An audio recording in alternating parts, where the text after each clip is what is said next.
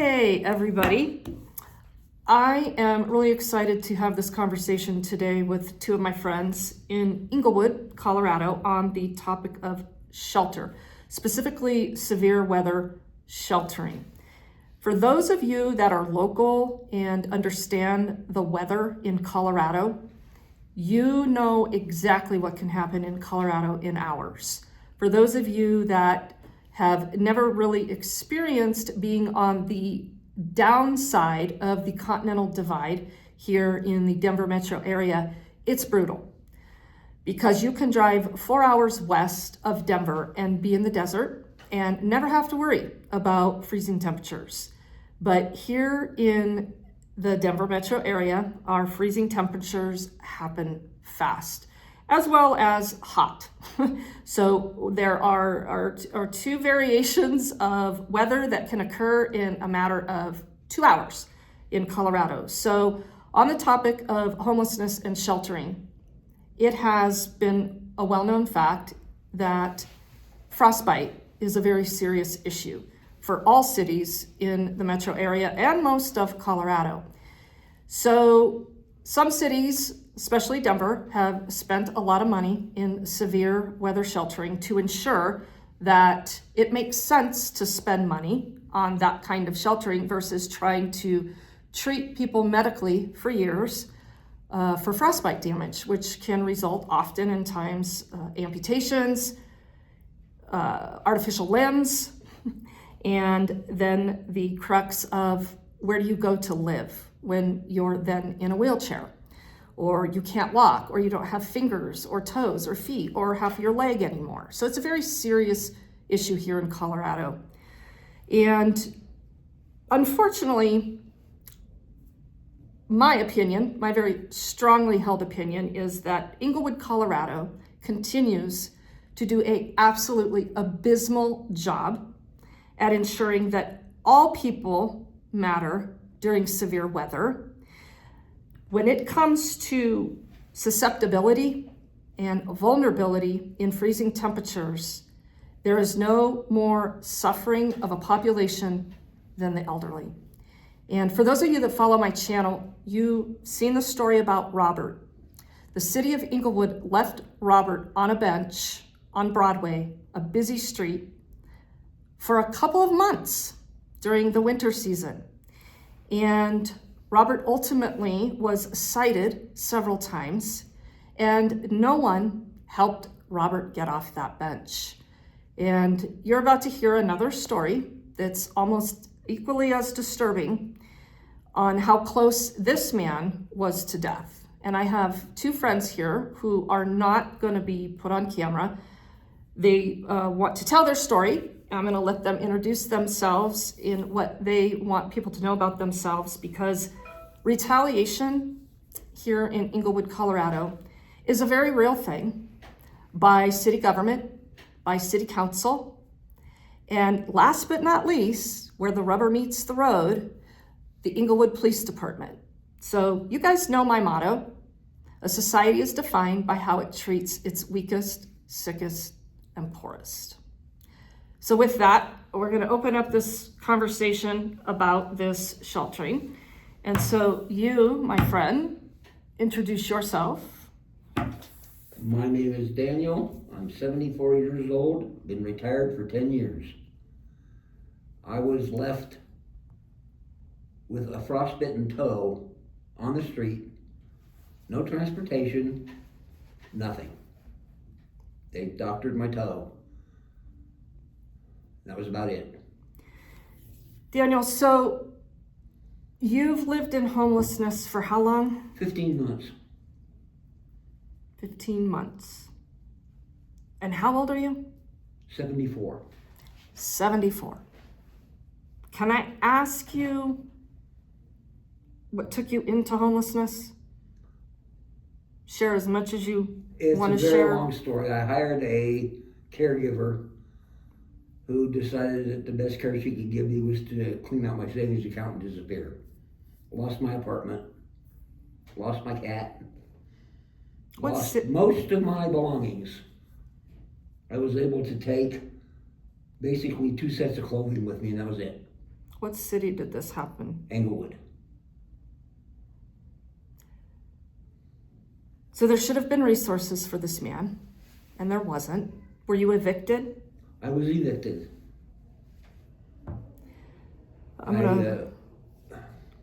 Let's pause there. You, sir, introduce yourself. I'm Tracy. I'm 59 years old, and I don't have a frostbite experience, but I have some other ones that are relevant to the conversation. And do you want to tell us your path into homelessness? And I got laid off my job in September of last year. Was it last year? Yes, it was. Losing track of time. And I found myself, I filed for unemployment, looked for work, put myself through some online courses and what have you. And all my applications just kind of went into the ether. So at the end of my unemployment, I found myself losing my place and having to scramble and find a place for things. And I'd had this experience before in 2013, and it's a different animal this time. It's a lot more severe, a lot more harsh, a lot more expensive. And what city? Englewood. Well, I was living in Sheridan while I was working, but for most of my time here, they've been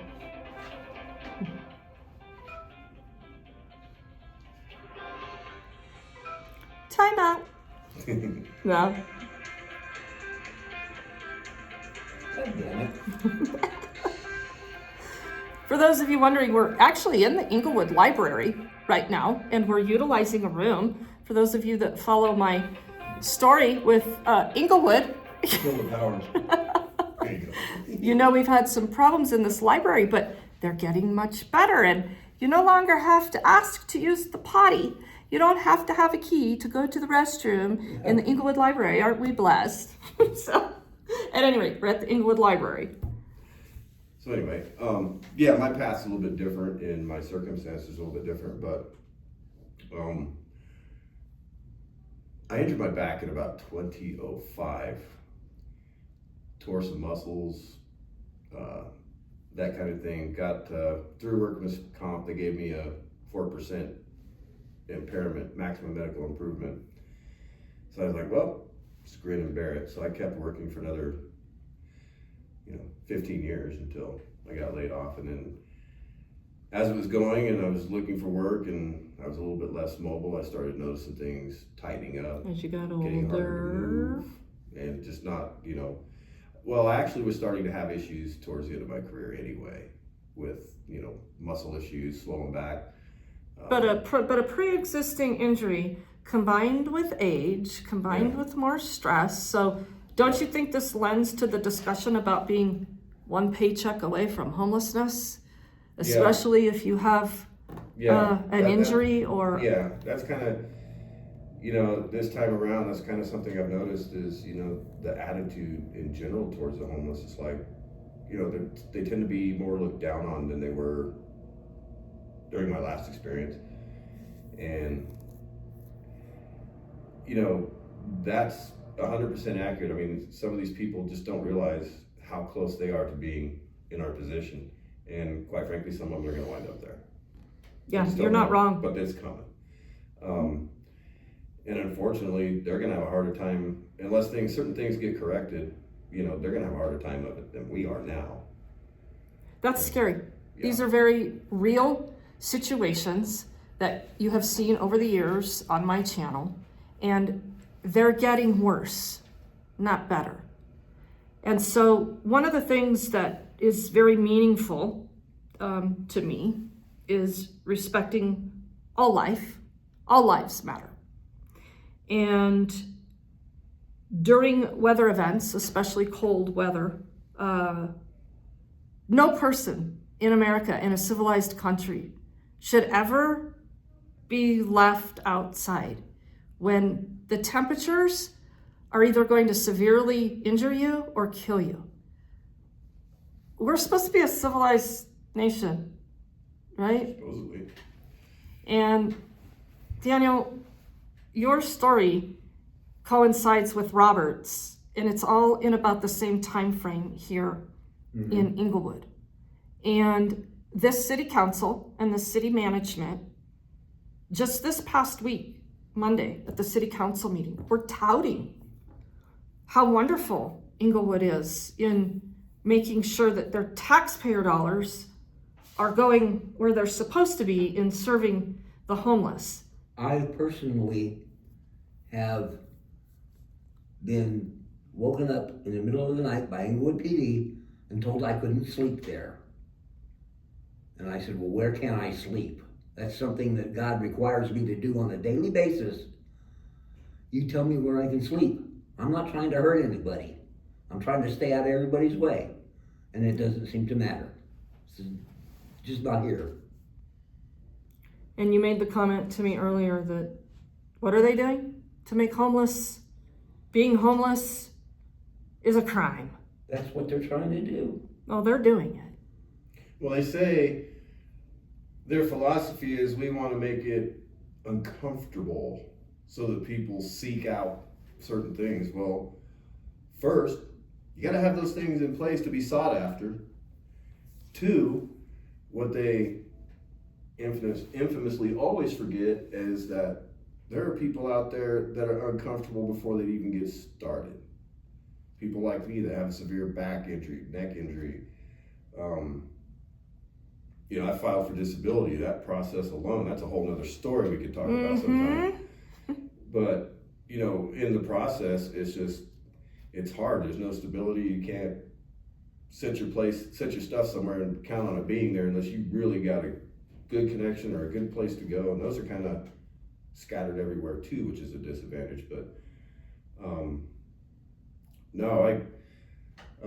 I'm with him. I mean, we were sleeping on a little patch of city property, but it was out of the way. Public property.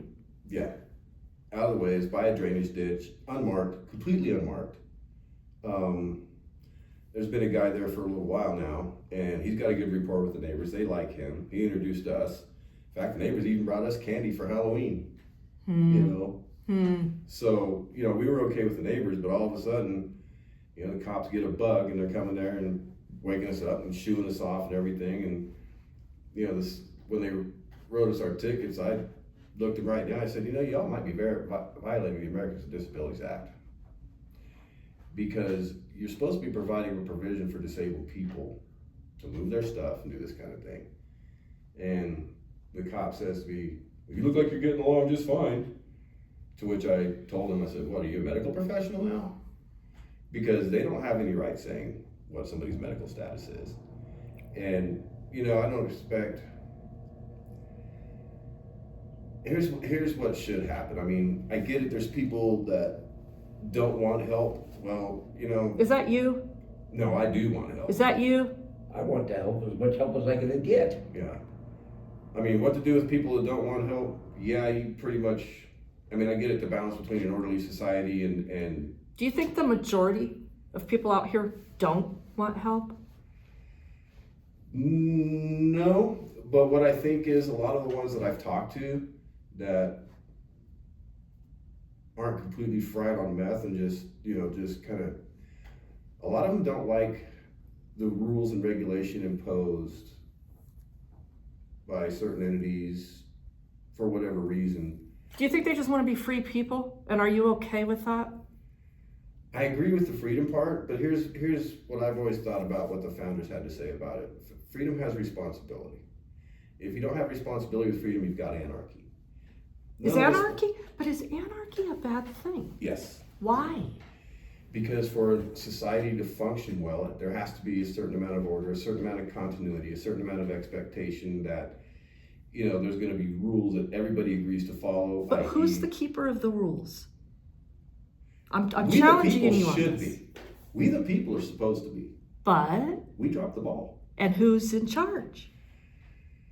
Come on, Tracy, spit it out. Who did we put in charge? This is Regan's show, so I can say it. There are a lot of child-attracted people at the top. There are a lot of thieves at the top. There are people who do not have enough. that have thousands of times more than I'll ever have. So guess what he's describing? Billionaires. What are you Oligarchs. describing? Anarchy. Well, yes and no. Come on. You But said to have a civilized society, there has to be rules and we have to function by those rules, that's- or there'll be anarchy. That's not anarchy though, because what you're describing, what I just described, is more totalitarianism than Okay. anything. Okay? Because here's my thoughts on this. I don't think that people, especially ones that are practicing using right now, should be just running amok through society and causing issues. I don't think that should be That are happening. using drugs. Yes. Okay. Now the ones that are, You see, think- it falls into different areas because, I know we're going to go down a rabbit hole, but hold on. okay, Do you think the war on drugs is successful? no. Okay. What war? What war? How can you say we're having a war on drugs when we're importing Well, people are fentanyl dying. from China? Exactly. We're importing meth from Mexico. Right. So, But we blow people up Yeah, for then we doing blow- stuff like that. yeah. We arrest them. Yeah. That's the war on drugs. So we Yeah. keep fighting getting It's all these about- drugs off the street, but we're not doing it. So this We're- war is we're over. spending more money saying we're doing things than actually what we're supposed to be spending it on. Sure. But So the war on drugs is futile. the way they're fighting it, yes. Okay. But I just want to make sure we understand your position on yeah, drug use, The way because when they're- we're talking about drug use in public, yeah. what does that mean? That's They Well- did the same thing with alcohol during Prohibition. Well, hang on. Oh, that's But nasty here's- stuff, get rid of it. Right, but let me answer How her, long? let me answer her question specifically because she asked me what it looks like. It looks like a 19-year-old girl who reasonably attractive, fairly nice clothes, walking up to me asking me for a lighter so she can light her bubble. And I wouldn't have thought of her until she whooped it out and asked for it. Sometimes it's in disguise. Sometimes it's obvious what people are using.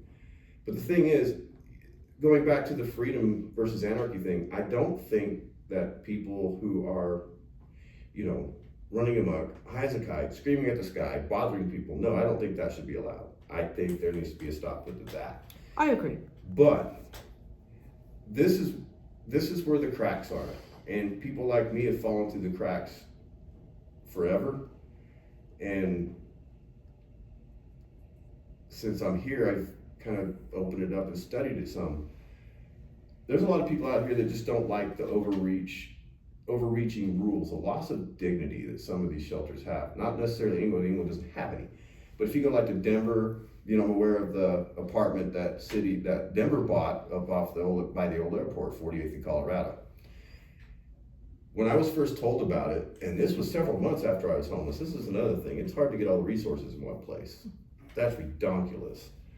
But anyway, he tells me about this place. It's like, tries to get me to go up there. I was like, yeah, it's great, man. You got a key to your own room.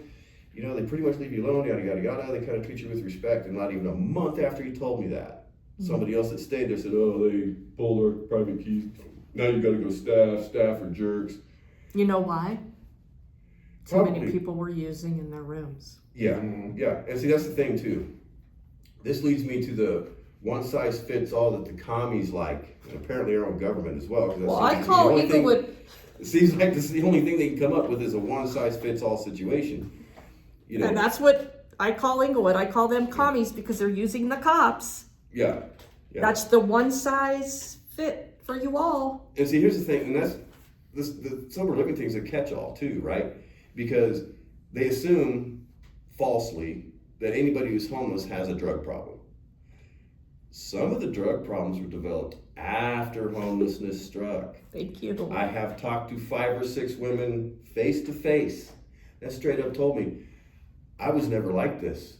I raised a family. I had a business. I had this. I had that. Next thing I know, I lost everything. So now I'm out here not knowing what to do, and Women are exceptionally. they're looking for a way to stay up at night, and that's how it starts. It's real. And This it is starts, real. It starts like that. 6 months from the time they tell you that, they're running around screaming at the sky, talking nonsense because they've had to stay up so long and use so much of the garbage is being pumped up here from Mexico that they lose their minds. These men are out there every day. They know it. They're living it. And it's really happening. So let's shift back into shelter. We'll be at this forever. So I think we might have to be doing some series of talks. I am down as long as I got time. You know where I live.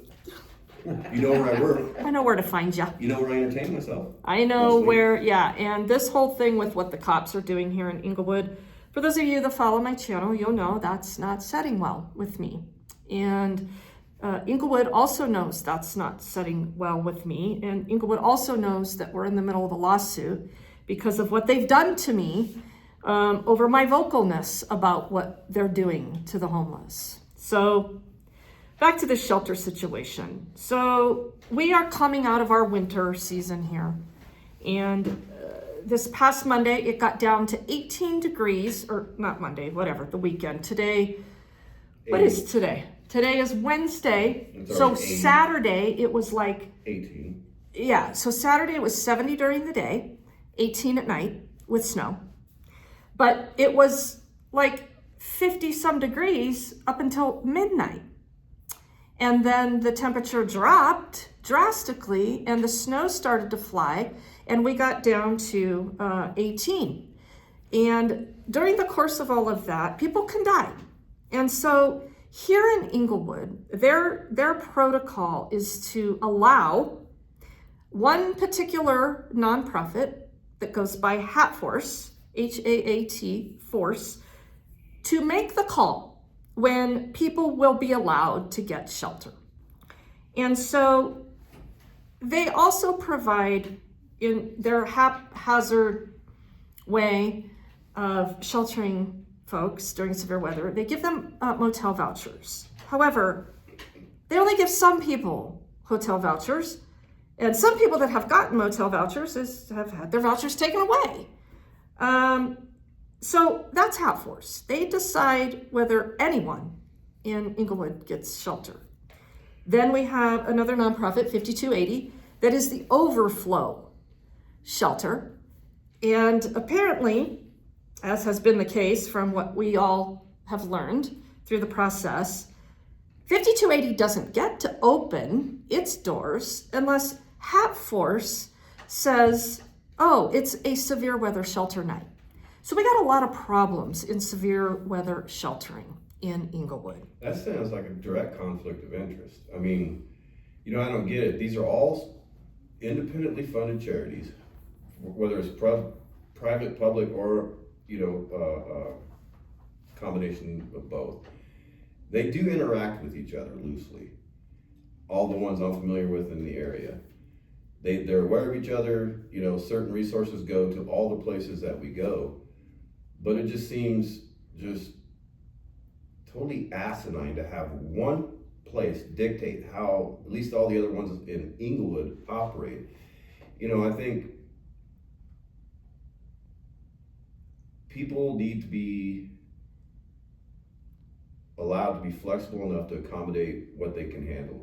Not everybody can handle the same type of crowd, not everybody can handle exactly numbers. And there's a safety issue And there's a safety as issue. well, number one. But I think that should be up to it shouldn't be dictated, it should be guided, not dictated. Agreed, and you do that by relationships. Yes. So when 5280 has a client base and they understand their clients, they know what the needs are. These folks aren't gonna go to Denver for their shelter. They're gonna stick to their home base. For one, it's people they know. They stay together in groups because it's safer, especially our older folks. 5280 is very accommodating and knows the entire population in Englewood. And I know that there's individuals in Hatforce that have been around for a while. I don't know in what capacity they've worked with the homeless community in intimate settings as well as 5280. I would say 5280 does that quite well.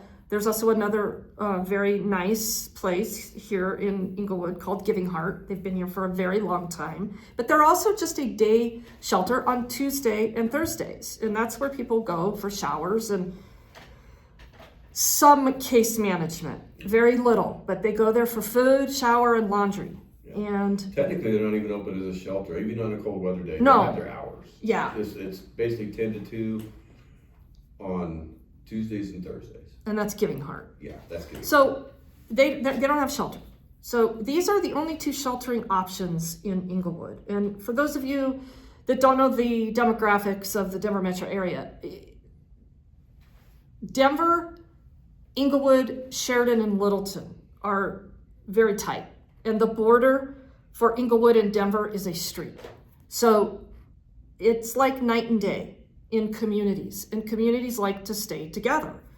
And Englewood could do a better job as a government. However, you will hear me say that I don't think government should be getting involved in certain aspects of solving social ills. However, when it comes to emergency services, this is a whole different ballgame of what we have to work with right now. And if it were up to me, we'd be privatizing most everything, but it's not up to me. And when there are life and death circumstances, government should be held to account to respond. And leaving people out on the street to die, which we've seen it, and it happened with Robert, is not an option. And so that stuff really wears on me and gets me fired up. And so I want to read to you from the Hat Force website on what the severe weather criteria is for when it's a shelter night.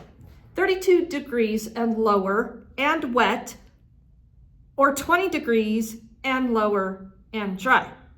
Conditions for 3 hours overnight. We voucher Monday through Friday based on weather. If the weekend qualifies for shelter, we will voucher on a Friday. It is important to check our hotline and website daily for updates.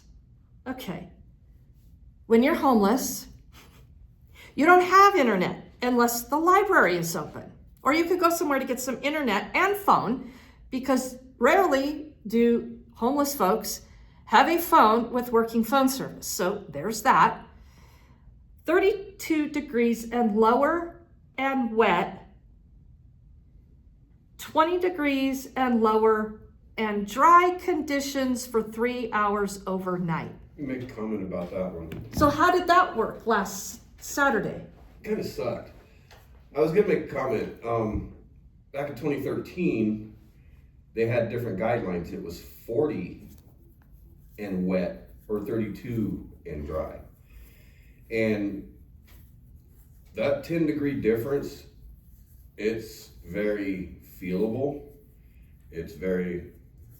No, it's has very its dangerous. effect. No, it's a lot more dangerous. Yeah. So we've had doctors go to the city and county of Denver and tell them, what you're doing is ridiculous. Yeah. Because this is when the skin freezes. This is what starts frostbite. So get people out of the cold immediately when it happens. Yeah. Right? So some of these things have changed slowly, but still, back to your experience, Daniel,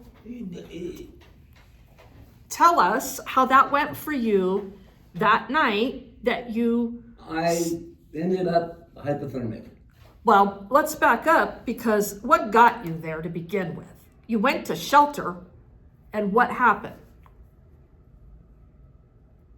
I spent 2 days at 5280, and then the entire population there was told it's not going to be cold enough. So we all had to leave. Late at night, 9:30, 10 o'clock at night, temperature dropped and it started snowing. So I'm trying to stay comfortable on a park bench, ended up getting frostbite, yada, yada, yada. But he stayed on this park bench for how long? I was there for about a day and a half. And his memory is a little foggy because he like Robert, when we saw on video, had hypothermia, and he was starting to be confused where he was, time frames, all of that.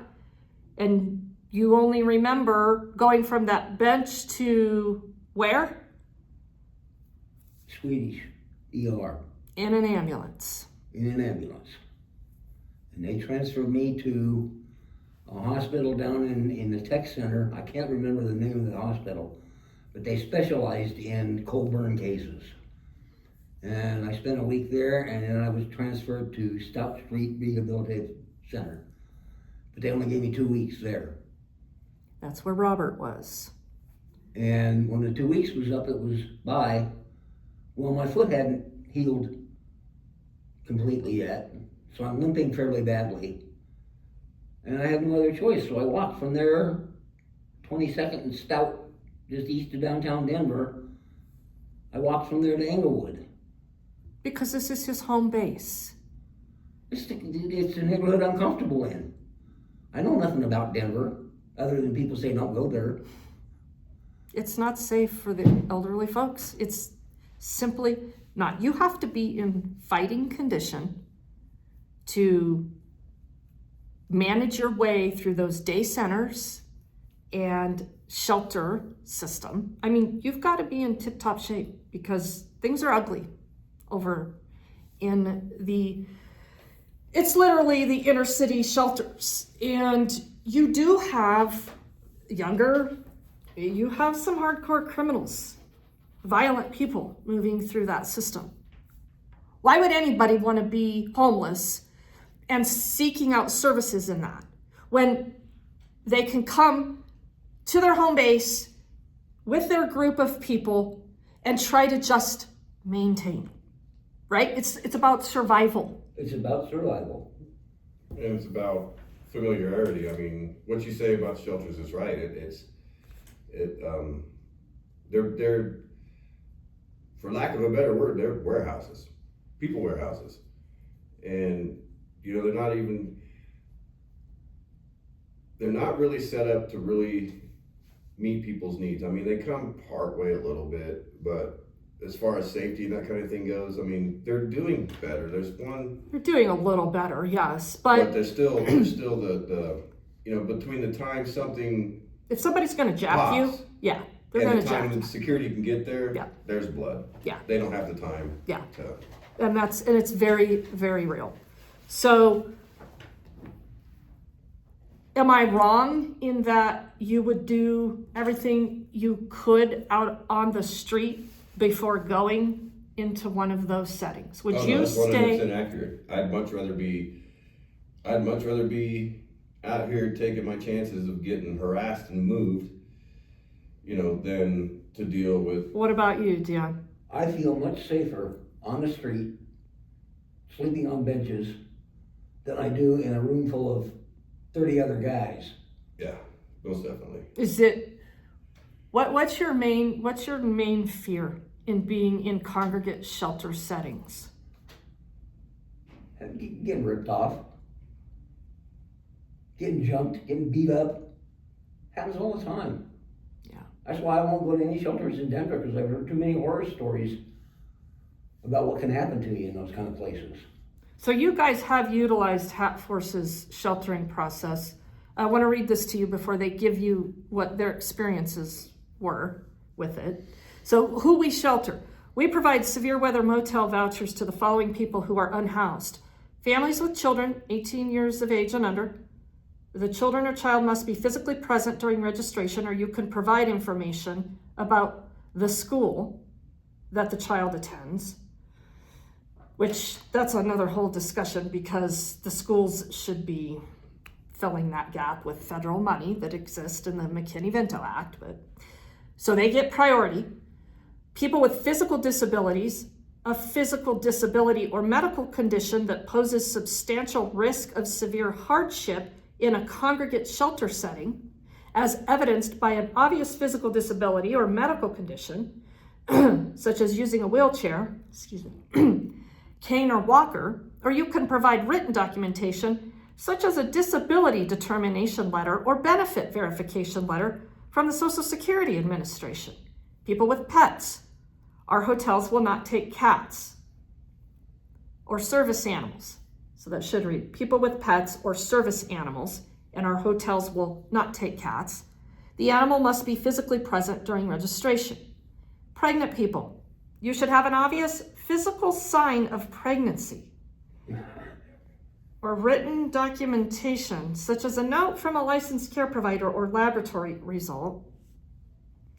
Age 65 or older, as evidenced by a government-issued ID or written proof of receiving Colorado old age pension, Social Security retirement benefit, or other age-based support, or observed sign of age-related disability such as an obvious frailty, non-gender conforming and transgender adults and single adults. That's under the category of who we shelter. So can somebody please explain to me how this is any response to severe weather sheltering? It's not. It's not. They're picking and choosing who they're giving motel vouchers to. So share your experiences about getting these vouchers. Danny, go first. I've never received a voucher. Have you tried? I have not tried. Okay. Do you understand how to? Yes. You do? Because I don't even understand it. Well, How do you do it? all I know is you have to go down to Hatforce and play their game. When? How do you know when to go? Because there's only certain hours you can go. That's why I haven't been. So maybe you knew, but you maybe don't know anymore how you get the voucher, right? And it's all according to when they decide there's going to be this severe weather criteria, right? So you Yes. have to watch their website. Yes. So if you don't have a phone, how do you know when to go and stuff? You don't unless you got the group. So That's you how we you group guys up. all communicate with each other. So Yeah. somebody knows, Yeah. at least one person out of the group might know what's going on. Yeah. And that you need to get to Yeah. Hatforce on Monday between, Yeah. Or What I'll time? say, hey, you can come with me, I'm going. One of the two. And this basically pertains to the group we hang out with. We're a group of 4. And, we do have loose association with other people, maybe a couple other cliques, but mostly, the 4 of us are the ones that are really sticking tight, looking out for each other. We go have coffee, that kind of thing. I mean, we're tight. you're kind of the same age group, Yeah. too. Yeah. Yeah. No, from my experience, it's been a little dicey even trying to predict, when you should call them. I mean, Oh, they do have a hotline. they you do can have a just call. hotline, but they're so inconsistent about the timing and everything. And I get it, you're kind of waiting on a forecast, you have guidelines and stuff, but can we not err on the side of caution and saving limbs, Apparently not, because that costs too much money to shelter people versus taking a risk of people getting $4,000 to frostbitten. $4,000 to Injury. shelter 60 people, and that's with motel vouchers. That's not that bad. It's really not. Well, in the bigger picture, you're spot on, because then the medical system is, the taxpayers are then paying for the damage for not paying for the motel voucher. And see, that's the thing too. I think there's a lot of obfuscation as far as how things get paid for. I think the public sold a bill of good, and I think the public is jaded for their own reasons, let alone outside of politics. I mean, I've seen people change over the last 40 years, and I don't like what I see. But back to the subject. So for me, it's pretty much a straightforward process, but I've done it a few times, got it figured out. The biggest thing is knowing when they're going to make the call. They don't even know. Case in point, the last time they vouchered was just this last weekend during the snowstorm. But they didn't voucher the night that it fell to 18 degrees. No, but I'm talking about this last weekend when they actually got it right. They didn't even put out word. Normally, we'll call normal. Put that in air quotes. Normally, when everything's working semi-well, they'll know a little bit ahead of time when a storm's going to hit, and they do allow people to start lining up at 8 o'clock, which is actually 2 hours officially before they open. They could even do a little bit better than that, because there's been a couple mornings where they've had us standing out there. Well, they didn't have us doing it, but you know how it is. Well, you're not supposed to be at their building too early because the neighbors call the cops. Yeah. So you can only have a certain time frame that you can stand on a public sidewalk in Englewood to get this voucher. Yeah. Not too early, but if you're too late, then you're too late. Yeah. And so basically the agreed upon, negotiated whatever time is 8 o'clock. And they open the doors at 10, which is all well and good. But one of the things that has really affected us too is the fact that they wait. I think they wait just a little bit too long. I mean, there's been 2 mornings where we've had to stand out. Too long to open the door, or too long to call it for the weather? Too long to call it for the weather. In other words, go line up in case they call it for the weather? well, no, I'm even going more than that.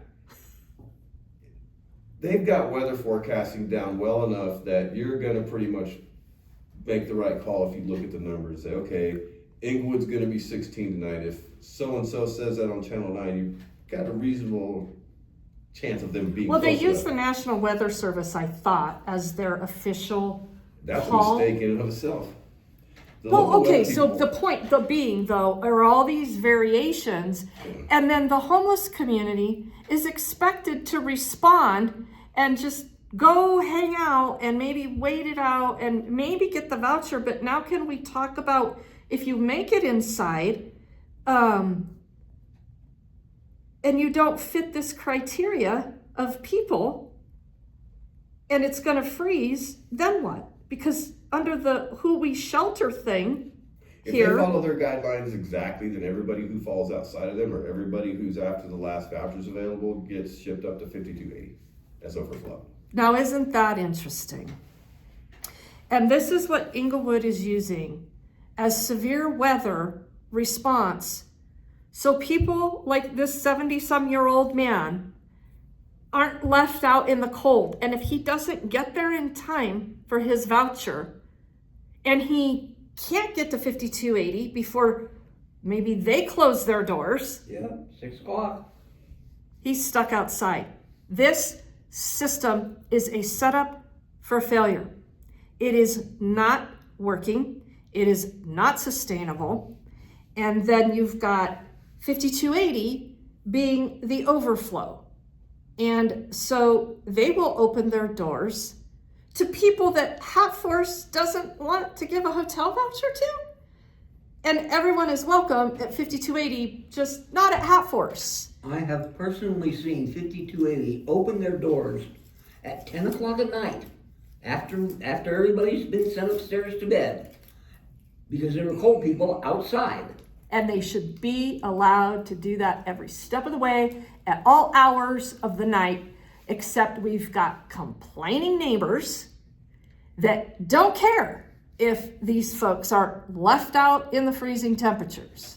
There's one thing that I do have to give Hat Force the benefit of the doubt on, because it has been mentioned that certain people have gotten things certain people haven't. This is true, but I've also seen people that don't necessarily fall directly under the criteria get it. However, and I have seen things being pulled back. But Tracy, hold on 1 second. Shouldn't everybody be getting a voucher if severe weather is called? Oh, agreed. Okay. Yeah, that's the point. The point I'm trying to make is I almost forgot it now. See how you are. Sorry. I just wanted to make sure. Right. No.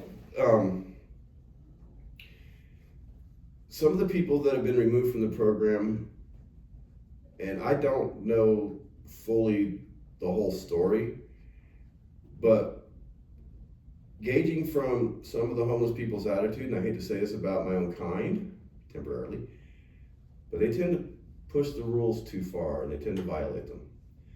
And that is some of the reason, I know for a fact that is some of the reason that Hat Force is a little bit more selective in their clientele, because they're working with. Okay, but commercial Tracy, those entities. people are going to die. So those people, But those people go over also, to but those people 52.8. have the responsibility to follow the rules set forth. Don't have other people in your rooms. Don't be doing drugs in the rooms. Don't be smoking in the rooms. Don't be having other people. Sure, Okay? but if they can't follow those rules, That's kind of on them. And here's why I say this. Because Or choose not to. if it were my house and I'm the charity and I'm letting a group of 2 or 3 people come in and sleep on my living room floor or whatever, well, I'm gonna have rules. Of course. And if you break my rules, I'll throw you out in a snowstorm. Because the rules that are being broken are kind of just, they're just trying to play the edges or fudge things. People have lost some ways honor in that respect. So I got to give, part of the benefit of the doubt to them in that regard. But the selectivity, no, that's nonsense. People should, I understand where the problem lies in warehousing. That may be what they're trying to address, the simple fact that they don't want to be warehousing, putting, it's a balancing act. But at the same time, yeah, I think they're a little over selective. I think they could use some refinement in how they determine when and where they're going to shelter. And I also believe that they could do a little bit better job of timing it. In other words, like I was mentioning, there was 2 times this winter that in order to get vouchered, I had to stand outside in a snowstorm for 2 hours. 25 degrees, 30 degrees, wet snow. And yeah, they do put up awnings and stuff like that. They do small accommodations, but if you knew the weather was going to be that bad, why didn't you do it on the 70-degree day before that? Say, hey, the weather's going to be bad this day. Fair. And they're forecasting low temperatures 15 degrees. Yeah, so Take the logistical, shot. sure, logistical issues. Yeah. But back to the human element of throwing people out. So I've had the pleasure of working with 5280 on severe weather nights, and I've seen some people not want to follow the rules and literally choose to be thrown out. I mean, they're given this option, right? Yeah. Look, Yeah. if you go out on the streets, it's 5 degrees. Yeah. You're probably going to get frostbite if you don't stay moving or have the appropriate supplies. So do you want to follow the rules, or do you want to go back out on the street? I mean, I've seen it. Yeah, I've seen that too. Okay, they don't just throw people out. No. Whereas, Hat Force gets this ability to go, nope, we're not sheltering you. Bye-bye. That is not okay, because you're literally telling somebody who may not be prepared, who may have not got there in time, you could go back out on the street and die, or go to 5280 and hopefully they'll take you. Mm-hmm. That's a problem. Yeah. Okay, so I've seen the response, because I made the emergency packs for those people that potentially couldn't follow the rules and chose to go back out on the street. They didn't leave unprepared. Right. So we've got a real serious conundrum about when it comes to these life and death decisions to be made. Yeah. Because it is irresponsible for a nonprofit to put a person back out on the street that's probably going to end up in the ER if they have not tried everything under the sun to ensure that doesn't here's happen. the other thing too, and I get the conundrum this presents, because several churches have opened their doors and tried to help. They were ill-equipped, ill-prepared, and didn't really have a good strategy for it. But there are enough churches that if people needing help could get involved with those, there's got to be a way, instead of directing it like that. And I know it was done this way before. In fact, this is the way it was a few years ago, and I'm probably thinking that it got to be too big of a load on volunteers, because unfortunately, as it went, and this is going back 13 years, invariably you had all kinds of people who go into the shelters, and unfortunately several of them were high and uncontrollable or causing issues. And the churches, bless their hearts, they volunteer. And the specific instance I'm thinking of, the pastor was there and he had several elderly volunteers. Well, bless their hearts, I know they want to help, and they're probably the kindest, sweetest people you would ever want to meet.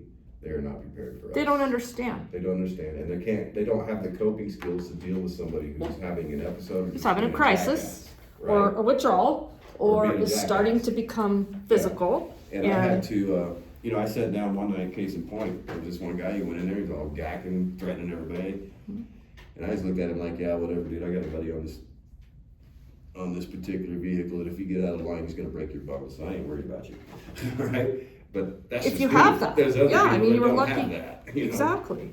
And so he's getting a little bit carried away and getting all stupid, and, I pulled one of the staff to the side, and I said, hey, just wanna let you know. And I spoke in a totally calm voice, like I'm speaking to you right now. And I said, hey, look, I just wanna bring this to your attention, but there's a guy over there who's high on meth. He's causing problems, picking fights, and it could turn violent. Mm-hmm. And her response was, calm down, calm down. And I said, lady, I'm calmer than you are right now. I'm reporting something you should keep your eyes on. De-escalation. Calm down, calm down. I said, okay, lady. So she brought all this attention to the no. two of you. Well, Having this no, it wasn't conversation. that. She wasn't loud about it. But the thing is, she was ill-equipped to handle it. Right. So I said, okay, lady. Was there security there? No. So I said, okay, lady, I get it. I'll tell you what. Let me go talk to the pastor, right? Because he was younger. And I pulled him to the side and I said, hey, I just wanted to give you a heads up. This is going on over here, going on over here. And I said, I appreciate you guys' efforts in all of this and your volunteers, but unfortunately, your volunteers are not equipped to handle this. That's what I told him. And it's a safety issue for us and them. I would have, if somebody would have hurt one of those poor old people, I probably would be in And jail that for is life right now. that happens quite a bit. People feel unsafe, so they leave. And they people abusing volunteers. That's ridiculous. Yes. I think that has a lot to do with why churches aren't so much participatory. Oh, I disagree. I think it has to do everything with complaining neighbors and the government not allowing it. Because as is, 5280 here in Englewood is a church, and they are scrutinized, picked apart, demands made of them by city government, some of it reasonable, safety for fire, code issues, Yeah. but most of it very unreasonable. Yeah. So Prejudice. churches don't want to open their doors. They don't want to deal with all of that. They want to help people. Yeah. And it's just like the It's saying in- goes, it's just not in insurmountable. my backyard. I think it's probably a combination of both.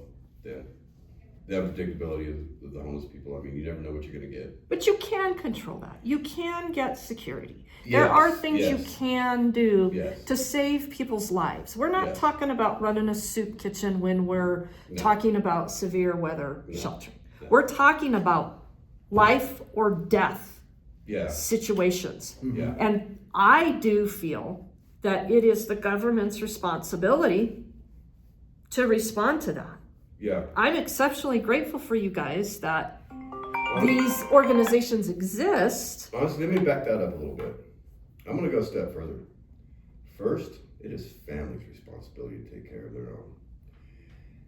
After that, failing that, whether it's financial, what have you, then yes, government should step in. But I challenge families to take care of their own. I agree, As much as Tracy, possible. and we see a lot of issues with families going, I don't know what to do anymore. Yeah. They can't live here.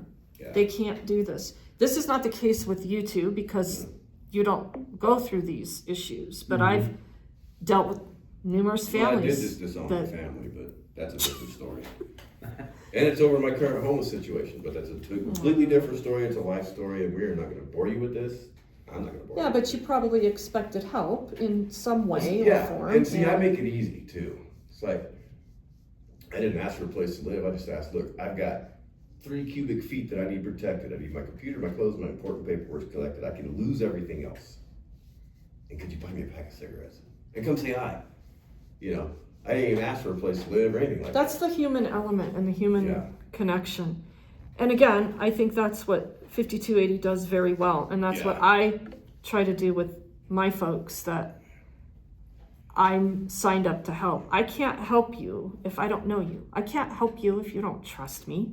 How can you trust me if I haven't taken the time to even get to know you? So that is, to me, that's the biggest disconnect in being able to provide services to hard to provide services to. Yeah. People that are service resistant, we know them. We've seen them here in Englewood. Go build a relationship with them. They're not going to be as resistant. No. But they have to have a person they can trust, not an organization. No, person. A person, And a they don't person they can trust. And the biggest thing, because I have this issue too, I'm a human being. Okay, I've done what you all told me. I worked harder till my body broke. I've raised 2 kids. I've done everything that everybody's supposed to do, right? So that being said, I think there's got to be a way to separate the men from the boys. There's got to be a way to let people have what they want without affecting the neighbors. There's a solution for all of it. The biggest thing is money. But at the end of the day, part of that escaping money or part of the money situation is also corruption. That's another thing we're dealing with. How much of the money that gets actually donated actually winds up in the hands of the people who need it?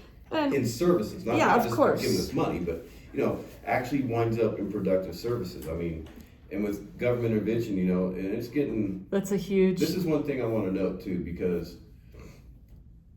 there are more things afoot in this matter than just homelessness. There's other things outside of homelessness that the intention, the tenor of the people making the rules, making the laws is all the same. So in other words, the homeless people dealing with the situation of homelessness, all you nerds out there that are paying attention, they're coming after Linux now, my operating system. Why? Control. That's an all-encompassing thing in society as a whole right now. And it's affecting us in that way. Because somebody wants control of the money, somebody wants control of how these places operate. Nobody wants to allow people to create an innovative solution to the problem. And be Well, flexible. that's why I don't want government in charge I of mean, solving social ills, because everything government touches, it screws up. And I'm supposed to say almost The real everything. problem is almost everything. the They get people one that thing run to the do. programs haven't been homeless. They don't know what it's like. Lived And they're experience. trying to tell me that I'm not living correctly. Yeah. You hone in on something so important, because again, when I go out to the street and I do direct street outreach, who am I to tell you that you're not doing it right and you need to do it different or better when I haven't even taken the time to understand your situation? Oh, some of these people will get an understanding of it whether they want it to or not, because the people pulling their strings. But on that, Daniel, is that what it is that really gets under your skin about why you can judge me when I want the help, need the help, and still can't get it? Because I don't conform to their rules. I'm not a drug addict. I'm not an alcoholic. You're just old. I'm just old. And where's all the help for guys like me? This is Drug addicts, they put up, immigrants, illegal immigrants get put up in nice hotel rooms. They get airfare back to their home country. I don't even give a free meal. that's not okay. I agree.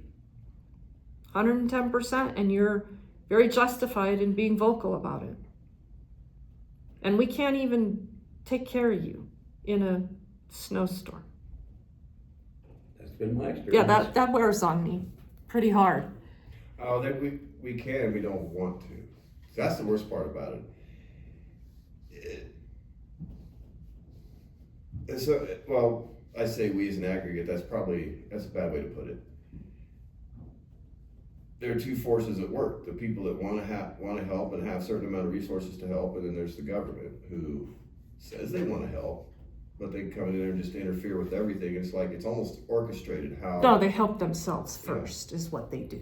But here's the other thing too, and I'm somebody who sees patterns in the chaos.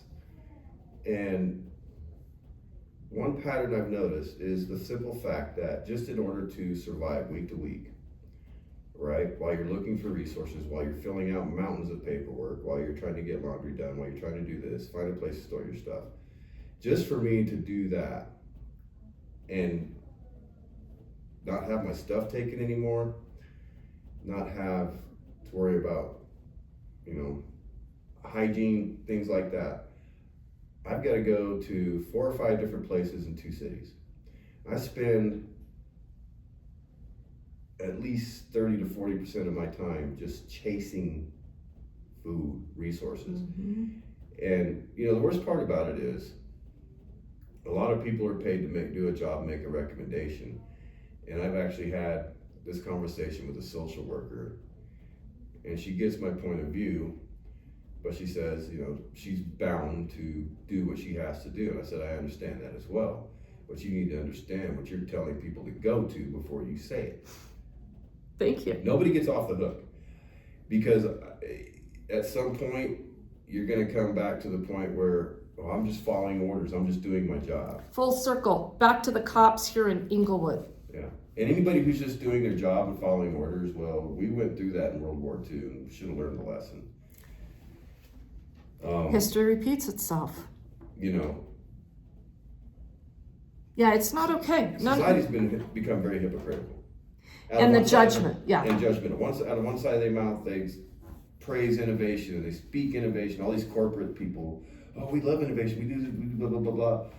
And you peel that skin off of them, and they're ugly. They do not like innovation. No, they drive by you. Hell, they won't even talk to me for longer than 5 minutes, because when they figure out that I've got some answers that they don't want to hear, they go turn around and walk off because I've got some. Well, no, they don't just want. assume you don't want the help, because all homeless people don't want the help if they're still out here. If they wanted the help, they could get the help. So if any of you just listened to this entire discussion, you would know that these 2 men are completely sober. I will tell you, they are completely sober. They are in their elder years, one more than the other. We're talking about just one simple aspect in navigating homelessness, and it's saving your life from severe weather. So on this topic, we've had an exceptionally mild winter. And we are very, very lucky for that. It's still winter in Colorado, and this Friday, we're supposed to be in the 90s. Mm-hmm. So we're gonna go from one extreme to the next now, because the heat is going to catch a lot of people off guard. They're going to be dehydrated. They're going to amp up their drug use, as they always do in cases of severe weather, whether that's heat. So our time is up on our room. Oh. That's. We're gonna wrap this up. Do you realize that we've been talking for over an hour? No. It's been 10 minutes. See how quick it is to get off topic? Yeah. And I No, wanted we to didn't go that far. We kind of discussed things that are related. But it just happens. So the topic here is that Englewood is doing a very poor job in severe weather response. The government, the Englewood city government, is doing a terrible job in response to life or death situations that all taxpayers are depending on. Well, if you ask taxpayers, they'll say everybody but the homeless. They will. They're not going to say it on camera. And ironically, these people probably voted for the guy that decriminalized meth and fentanyl. I had to get that in there. That's fine. Hey, these things are real. They're real discussions, and I'm glad we got to have this today. And I want to thank you for watching, because it's important to understand. And we're going to do more of this. You're going to see more videos like this. And gentlemen, thank you very much. No, thanks for having us.